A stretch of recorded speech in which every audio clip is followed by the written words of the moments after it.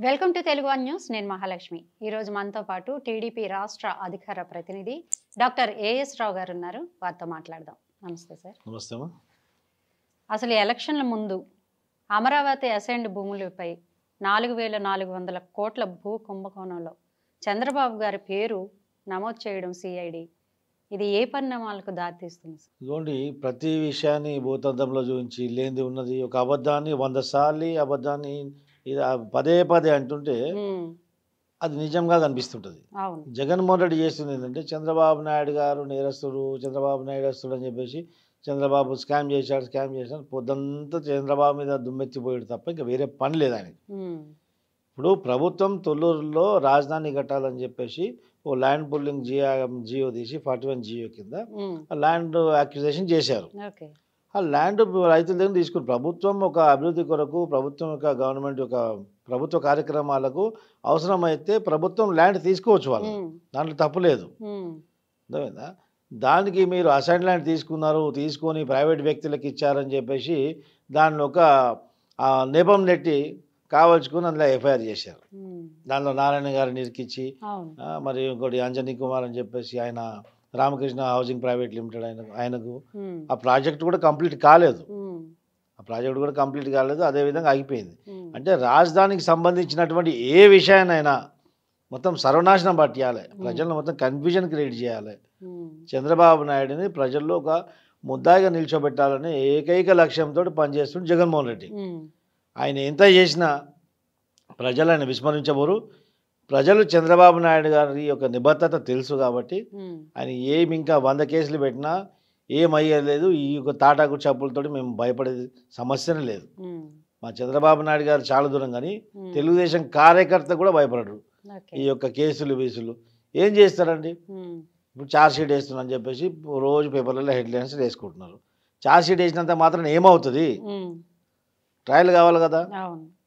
Trial అయిన తర్వాత అందులో మొత్తం సాక్ష్యాధారాలు తేలాలి కదా. అప్పటిదాకా నువ్వు ఉంటావా? ఆ ట్రయల్కి వచ్చేసరికి నీ కేసులు ట్రయల్కి వస్తాయి ఫస్ట్. దానికి మేము చేసే కార్యక్రమం చేస్తున్నాం, మేము కూడా సిద్ధమవుతున్నాము. నిన్ను ట్రయల్కి ఈడ కాదు తిహార్ జైల్లో పెట్టి మేము ట్రయల్ చేస్తాం, అది కూడా గ్యారంటీ. చూడండి, ఇలాంటి కేసులన్నీ అవాస్తవం. చంద్రబాబు నాయుడు గారు ఒక కడిగిన ఆనిముత్యం లాగా అన్ని కేసుల నుంచి బయటికి రావడం జరుగుతుంది. ఎన్నికలు కాగానే మొత్తం ఈ కేసులన్నీ ప్రక్షాళన గావించబడతాయి. ఆ తర్వాత జగన్మోహన్ రెడ్డి చేసినటువంటి అక్రమాలన్నీ కూడా ఒకటి తర్వాత ఒకటి నెలకొకటి తీసి నెలకొక జైలుకు పంపిస్తాం ఆయన. అది ఖచ్చితంగా రానున్న రోజుల్లో అది జరగబోతుంది కూడా. ఇక లోక్సభ ఎన్నికల ముందు సిఐఏ ఎప్పటి నుంచో అంటున్నదే అయినా ఇప్పుడు ఎలక్షన్ ముందే దీన్ని ఎందుకు ఈ చట్టాన్ని అమల్లోకి తెచ్చారు సార్? అంటే చాలా మందికి అవగాహన ఉండదు సిఐఏ అంటే ఏంటి అసలు. దీన్ని ఇప్పుడు పార్లమెంట్ ఎలక్షన్ ముందు తేవడానికి మెయిన్ రీజన్ ఏంటి? ఇప్పుడు ప్రజల్లో కానీ, మీడియా రంగంలో కానీ, రాజకీయ రంగంలో కానీ దీనిపైన పూర్తి అవగాహన కలగాలి. ఫస్ట్ ఎక్కడి నుంచి నేను మొదలు పెడతా అంటే, ఈ యొక్క ఇండియా పాకిస్తాన్ విడిపోవడానికి కారణమైంది. ఆ రోజు మేము ముస్లింలకు సపరేటు దేశం కావాలి, ముస్లింలకు వేరే దేశం కావాలని చెప్పేసి ఆ రోజు ఉన్నటువంటి ఉగ్రవాదుల పార్టీ మజ్లిస్ లీగ్ ప్లస్ ఇప్పుడున్నటువంటి ఉగ్రవాద మనోభూతి నడుస్తున్నటువంటి ఎంఐఎం పార్టీ, ఇలాంటి యొక్క ఉగ్రవాద పార్టీలన్నీ కలిసి ఆ రోజు నిజాము ఈ రజాకార్లు అందరూ కూడా కలిసి ఈ ముస్లింలందరికీ కూడా మాకు సపరేట్ దేశం కావాలని చెప్పేసి డిమాండ్ తీసుకురావడం జరిగింది. వాళ్ళ డిమాండ్ మేరకు ముస్లింలకు అనేది పాకిస్తాన్ ఇవ్వడం జరిగింది, హిందువులకు హిందుస్థాన్ అని చెప్పింది. ఆ రోజు బాబాసాహెబ్ అంబేద్కర్ ఈ యొక్క పార్టీషన్ అయిన తర్వాత కూడా ఒక పుస్తకం రాశారు, ది పార్టీషన్ ఆఫ్ ఇండియా అని చెప్పి పుస్తకం రాశారు. దాంట్లో page number 311 the partition of India doctor Babasaheb Ambedkar, doctor Bhimarao Ambedkar గారు స్వయంగా రచించినటువంటి ఆ యొక్క పుస్తకంలో పేజ్ నంబర్ 311లో క్లియర్గా రాయడం జరిగింది. ఎప్పటివరకైతే ఏ కారణం చేత ఏ యొక్క సామాజిక వర్గం గురించి అయితే ఒక దేశం విడిపోయిందో ఆ సామాజిక వర్గం ప్రజలని ఇక్కడ నుంచి కంప్లీట్గా పంపేయకపోతే ఈ యొక్క విభజన అనేది సంపూర్ణం కాదని చెప్పేసి క్లియర్గా రాయడం జరిగింది. అందుకని చెప్పేసి బాబాసాహెబ్ అంబేద్కర్ మీద ఆనాటి జవహర్లాల్ నెహ్రూ పగబట్టాడు, ఒక వివక్షతో వివరించాడు. బాబాసాహెబ్ అంబేద్కర్ ఎలక్షన్లో ఓడించడం జరిగింది. ఎందుకంటే ఒక కంట్రీ ఒక మతం పేరుతో విడిపోయింది. మతం పేరుతో విడిపోయింది. ముస్లింలకు ఒక ముస్లిం మతానికి ఒక దేశం కావాలి. అప్పుడు ఒప్పందం జరిగి ఇరు దేశాలలో ఏం ఒప్పందం అంటే అక్కడ ఉన్నటువంటి మైనారిటీస్, అక్కడ ఎవరు మైనారిటీసు? హిందూస్. ఇక్కడ ఉన్న మైనారిటీస్ అంటే ఇక్కడ ఉన్న మైనారిటీస్ అక్కడ పోవడానికి అన్కండిషనల్గా పంపించవచ్చు. అక్కడ ఉన్న మైనారిటీస్ అన్కండిషనల్ ఇక్కడ రావచ్చు అని చెప్పేసి ఒక నిబంధన ఇద్దరి మధ్యలో ఒక ఒప్పందం ఉంది. ఆ నిబంధన ఆ యొక్క అగ్రిమెంట్ ప్రకారమే లాల్ కృష్ణ అద్వానీ గారు 1952లో అక్కడి నుంచి ఇక్కడికి వచ్చారు. ఆయన అద్వానీ గారు కూడా పాకిస్తాన్లో ఉండే, ఆయన పాకిస్తాన్లో పుట్టారు, పాకిస్తాన్లో ఉన్నారు. 52లో అక్కడి నుంచి ఇక్కడికి వచ్చారు ఆయన. అదేవిధంగా ఏమవుతుందంటే అక్కడ ఉన్నటువంటి మైనారిటీస్ యొక్క మనోభావాలు కాపాడాలా, ఇక్కడున్న మైనారిటీస్ యొక్క మనోభావాలు కూడా కాపాడాలని చెప్పేసి ఒక అగ్రిమెంట్ రాసుకున్నారు. సరే, ఆ అగ్రిమెంట్ రాసుకున్నారు. ఆ అగ్రిమెంట్ ప్రకారంగా ఉన్నారా? ఇక్కడ ఉన్నటువంటి 6% ముస్లిమ్స్ ఈరోజు 20% అయిపోయారు.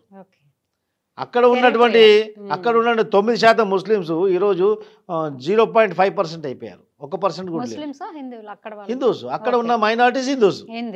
వాళ్ళు హిందూస్ ఎక్కడ పోయినారు?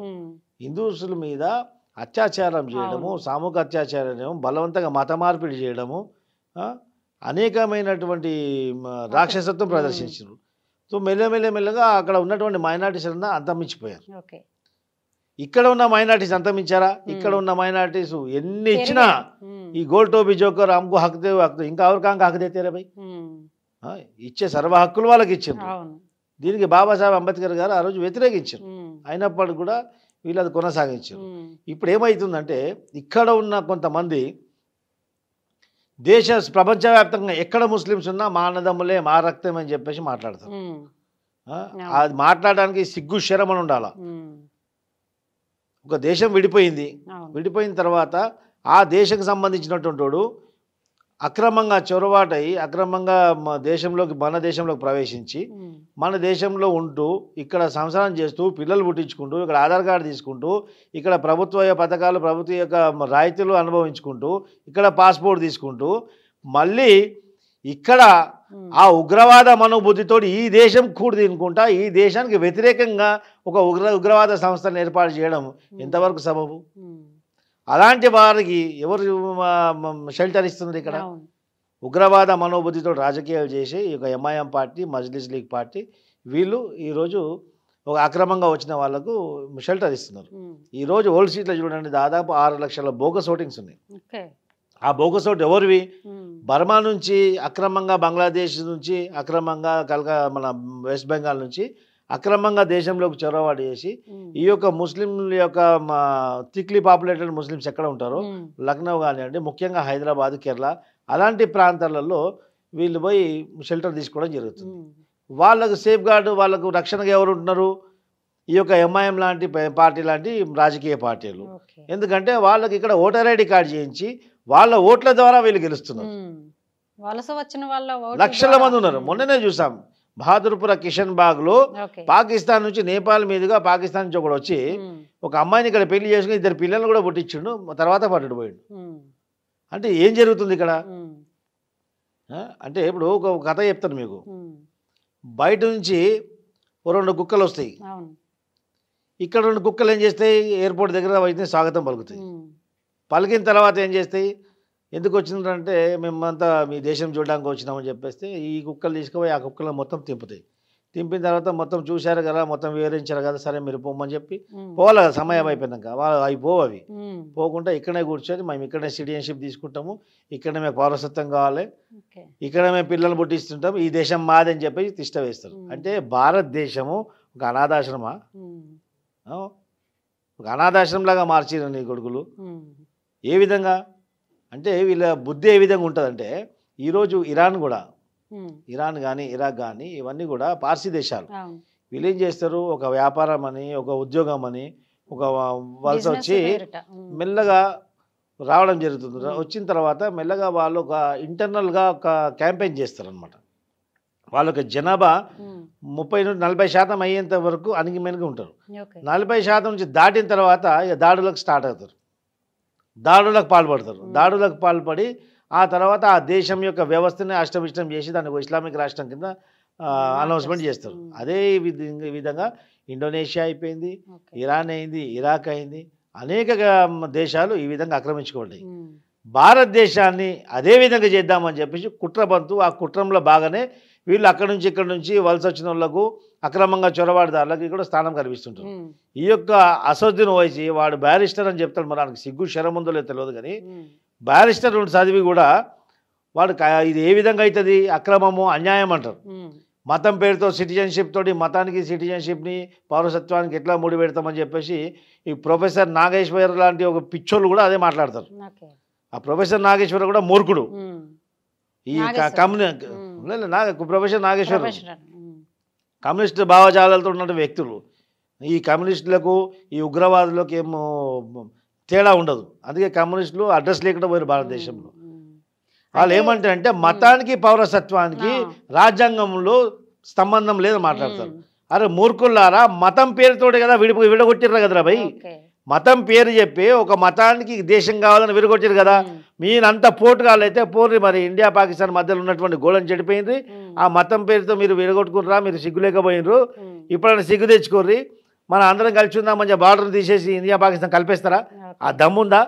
ఈ చట్టం వల్ల అసలు ఎవరికి లాభం? ఈ చట్టం వల్ల ఏంటంటే ఇప్పుడు ప్రతి దేశంలో కూడా సిటిజన్ అమెండ్మెంట్ యాక్ట్ అనేది ఉంటుంది. అంటే ఎవడు పడితే వాడు ఇష్టం వచ్చినట్టు ఎన్ని రోజులు పడితే అన్ని రోజులు ఏ దేశంలో వాడన్నా కానీ ఉండడానికి వీల్లేదు.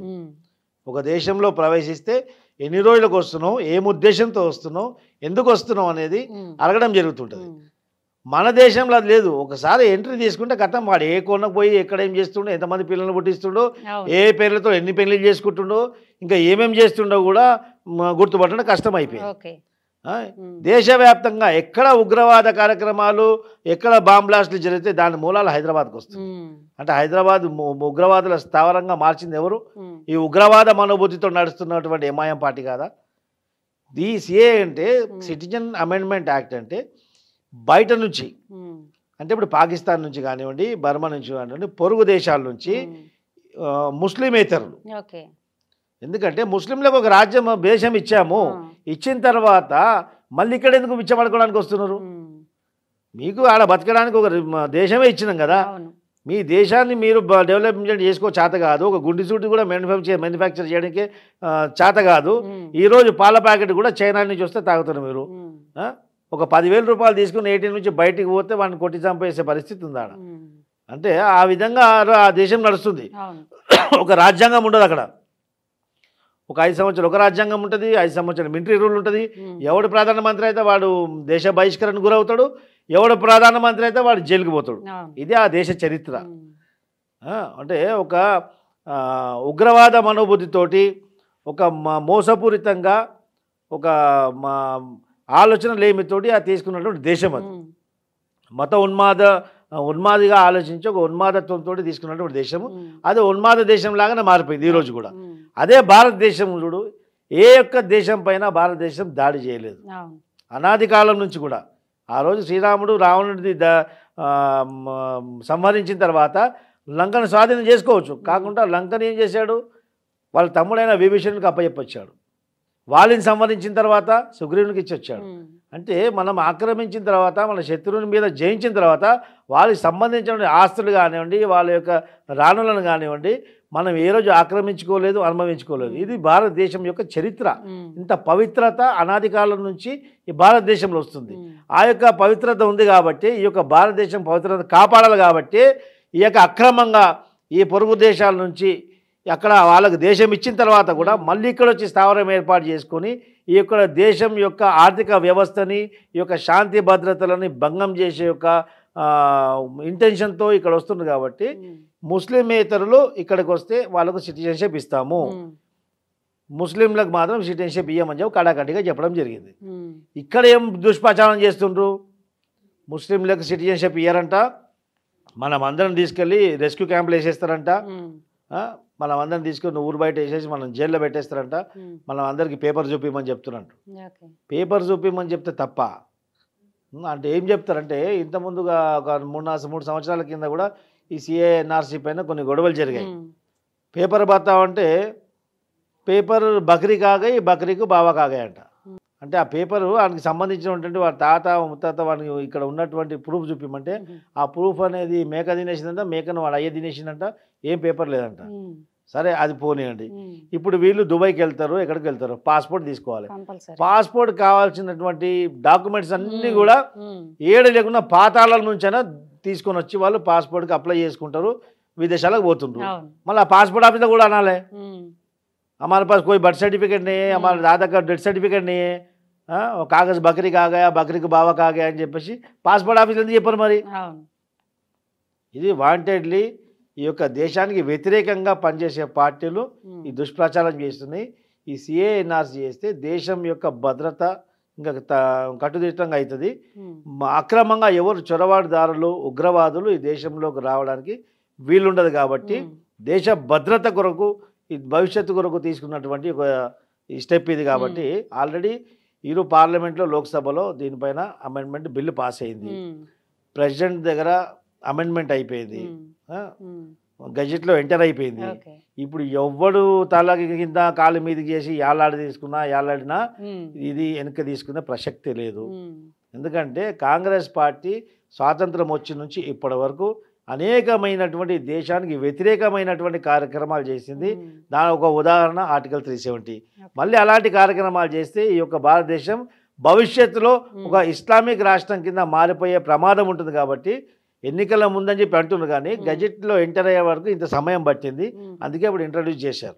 ఎందుకంటే రేపు నోటిఫికేషన్ వస్తే మళ్ళీ ఇది ఇంట్రడ్యూస్ చేయలేరు. కాబట్టి ఈ రోజు నుంచి ఇది ఇంట్రడ్యూస్ అయిపోయింది, ఈ యొక్క లా స్టార్ట్ అయిపోయింది. ఉమ్, ఇది అందరికి కూడా శుభ పరిణామం. ఓకే. దేశానికి ప్రేమించే వాళ్ళకు శుభ పరిణామం, ఉమ్. దేశానికి వ్యతిరేకించే వాళ్ళకు ఇది వ్యతిరేకం.